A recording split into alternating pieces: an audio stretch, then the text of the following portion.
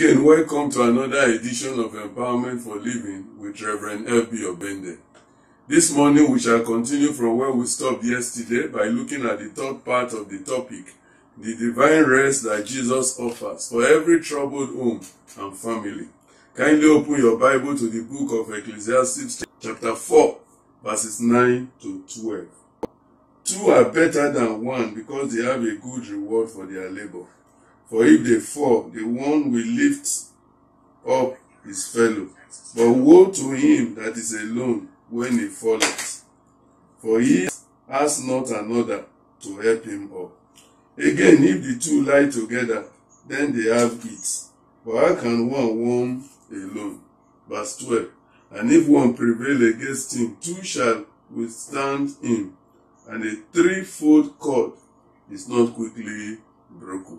Like we have previously seen, the marriage institution is a mystery instituted by God to provide a suitable companion for man whose God saw as incomplete on creation. While the man is the head of the home and must take responsibility, the woman as a helpmate must be seen as such and not a slave. She must be submissive to the husband. If not, there will be nothing to manifest. The two desperately need one another, and together they can comprise one complete man, which God made in his own image and likeness. So without the woman, the man is incomplete. A woman must therefore see herself as a helper of the man, who should fill the gap of incompleteness in the man. She is not there to expose the inadequacies of the man to the world. The woman is not there to aggravate the troubles or problems of the man, as some women do, but to help the man find a solution to the challenges he faces. I want to say that a covenant is a unique invention of God himself. It is the most binding, immutable, and irrevocable compact that can be made. So binding that it requires the death of those who enter into it. Marriage requires the sacrificial death of those who enter into it. And once sealed by the shedding of blood, it represents the final and irrevocable commitment. And the covenant of marriage requires no less commitment of a sacrifice.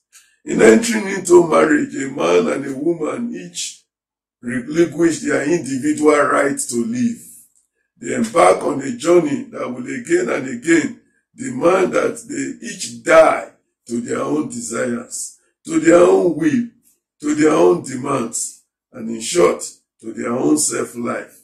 And that, I must say, is the greatest challenge of marriage today. Yes, truth be told, the greatest challenge in marriage is how to get both partners to die to their own selves. And he said unto them, if any man will come after me, let him deny himself and take up the cross and follow me. For whosoever will save his life shall lose it, but whosoever will lose his life for my sake, the same shall save it. Luke chapter 9 from verse 23 to 24. Mankind required the death of Christ Jesus to make the covenant sure, and now having secured the reconciliation and life for all men, it requires ours also. The simple format of marriage is one of the most effective avenues to spiritual maturity. Until we allow our homes and marriages to be run according to God's principles, it will be difficult to fulfill God's purpose in our homes and lives. According to Apostle Paul, God's principle to running our homes is that wives must be ready to submit to their husbands, and husbands must be ready to love their wives. But the challenge to submit or love is not a battle with our spouse, as we are quick to assume. It is in reality a battle with self. Self always demands his way, always wanting, but seldom giving. Always blaming, while careful never to forgive. Self is always offending recklessly, without an offer of apology or plea for pardon. Self is quick to observe the faults in others without recognizing his own. Self is vengeful and vindictive, proud and protective, jealous and spiteful, manipulative and deceitful. All these being the attributes and nature of the first Adam. The husband or wife who finds themselves mired in one marital conflict or the other will seek the source of their distress by first looking in the mirror.